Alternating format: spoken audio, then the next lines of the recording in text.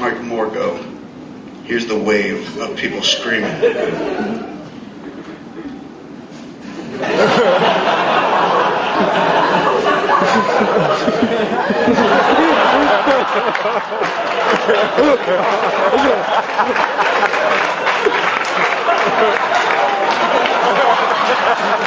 And the man was back. You can see it in his face, and he was just like, "Oh, I'm not done. Act fucking 2, you know?"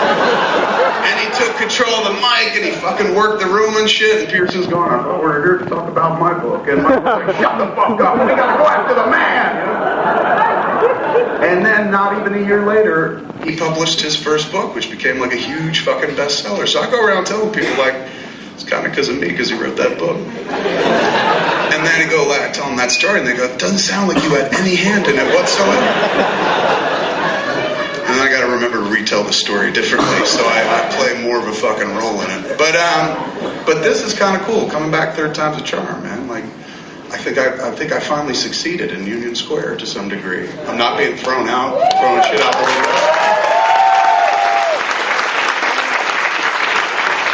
More than 4 people know who I am today, so this is pretty sweet. So let's we'll do a little chit chat, and then I guess we'll start signing books. Although I'd rather talk. Who would rather just listen than have books signed? Who wants their books signed? Bricks. All right, let's just chat just a few minutes. Just get right there, blue cap. Yell it out. Yeah, just yell it out. You talked on a couple of your smods about wanting to smoke up with your mom. Yes. Now I'm wondering, what do you think your reaction will be the day Harley comes up to you, says, "Dad, I want to kick back"? You're assuming that hasn't happened already. That's a story I'm saving until she's like 18 and shit, and then be like, "Yeah, I smoked up with my kid when she was 9. She was curious." I don't know. I mean, if my kid comes up to me, look, as soon as my kid hits the teenage years, first thing I'm going to say is, please, for the love of God, don't take naked pictures with your boyfriend. Number 1. Number 2, if you're going to smoke weed, smoke it here in the house. Bring me some too.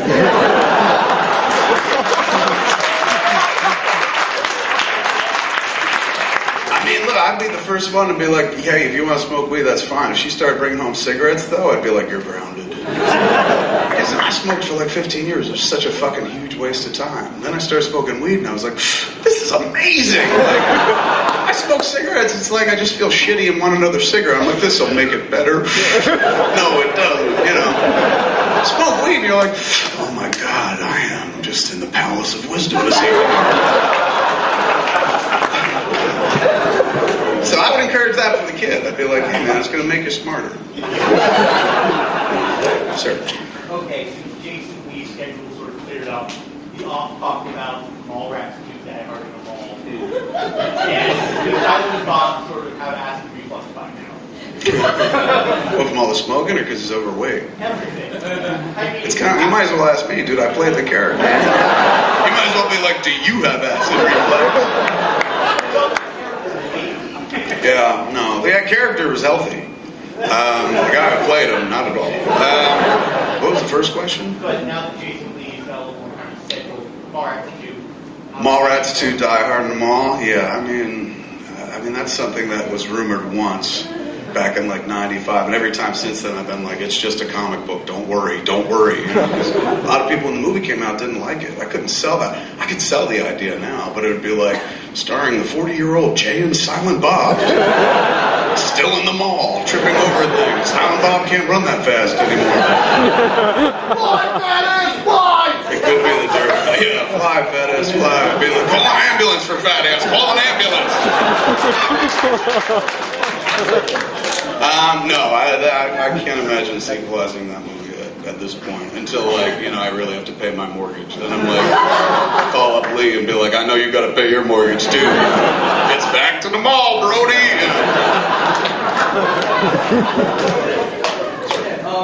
Looking forward to a couple of things. I think it's going to go great. I look forward to a full year of that. Looking forward to a couple of days. Gonna be so good to get my hands on a couple of days. Put it in my mouth. slow pitch. I'm optimistic it's gonna be huge. I don't. Why does it need to be a huge hit, man? Didn't you hear me? I just told you I started smoking weed. I don't care if it's a huge hit anymore, dude. I used to care. I used to be like, I used to tear my hair. Look at this fucking hair is gone. The waist is gone. This was just me worrying about, we've got to make money and shit like that. And then I realized after I started smoking up, I'm like, my job is to make the flick. That's all I can do. I'm not a marketer. You know, he says with the book on his face. I'm not that kind of marketer. I don't know how to sell a movie and shit. So I'm like, I just got to make the flick. Will it make money? I mean, look, it's easier to feel this way on a couple of dicks because I didn't write it. So there's a slight disconnect. Back in the day, when I was making those flicks, it was just, I mean, that's the thing, like the people who love those movies get what the people who hate those movies won't understand. I'm not saying like they're stupid and they'll never get the movies, but the disconnect with those people is they're not films as much as like, there were like 7 or 8 flicks of me just going, throw it up on the fucking screen, you know, it's just me being like raw, naked and shit like that. So naturally, when you write your own shit, you want the whole world to embrace it and whatnot. They didn't. I had an audience, and it was always right around 30 million and shit like that, which is great. That's more audience than I deserve, to be honest with you. Sometimes you get a little greedy. After I started smoking weed, though, I'm like, I don't care. Like, I hope this movie does well for Warner Bros. I really do. And we all tried our hardest, and I put my best effort into it and shit, but I can't make people show up, man. Like, that's why we got Bruce Willis. He'll make people show up. He'll tell us what to do, you know? After that, we try to use like the cloud or like the momentum to try to get red state. No, I've got like this much clout. I got clout where I can like be like, hey man, I want to put up a fucking podcast. You won't stop me. They're like, go ahead, big guy, go ahead. That's it. I don't have enough clout to get anything done. And even if this movie does well, it doesn't really, I don't know if it works like that. Because like say a couple of dicks did really well, and I'm like, hey, will you finance Red State? Which is like 180 degrees away from that, and not marketable or commercial at all. You know, last one worked because it was funny. This one's not. Maybe we'll have the same exact results. They're gonna see right through it. They're gonna be like, dude, this, nobody wants to see this. You got any more dick pictures in it? So I don't know. I honestly don't know if it would help at that point. I mean, we'll see. Ultimately, I think what it's going to have to come down to on Red State is I'm never going to find the money for it, and then I'm going to be faced with that decision of like, do I go, well, I can't find the money, so there's no point making it, or do I remember that I'm the guy that made Clerks? And go like, fuck it. I'll pay for it, but who the fuck wants to invest in a Kevin Smith movie? Not me, you know? But if I have to do it, eventually I will. But I can't, you know, I don't know if anyone's going to give me money for that particular flick after a couple of dicks. They give me money for Dicks 2, probably. Dicks 2, it just got harder.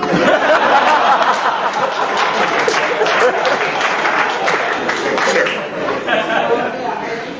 I know you've done a lot of Batman comics and both the heroes and stuff. And I was wondering, is there like a dream comic you want to do? Like, would you like to write for Spider-Man or like anything like that? Like, what's your dream comic book to work on? Dream comic. I think we're writing it right now. I think I'm working on this Batman: The Widening Gyre miniseries. I really enjoy it. I know it. Please don't applaud. Don't.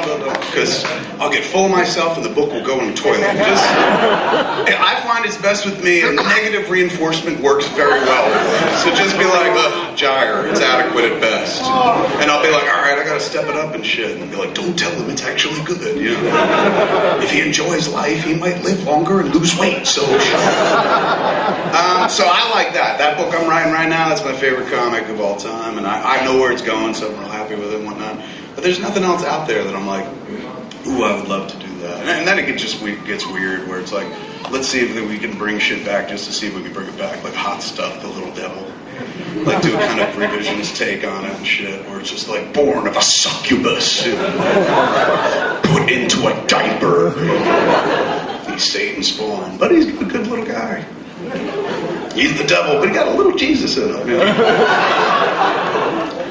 But Widening Gyre, that's the one I kind of dig the most. Book 2, I think, came out this week, and I read it, and it read really well. I was happy.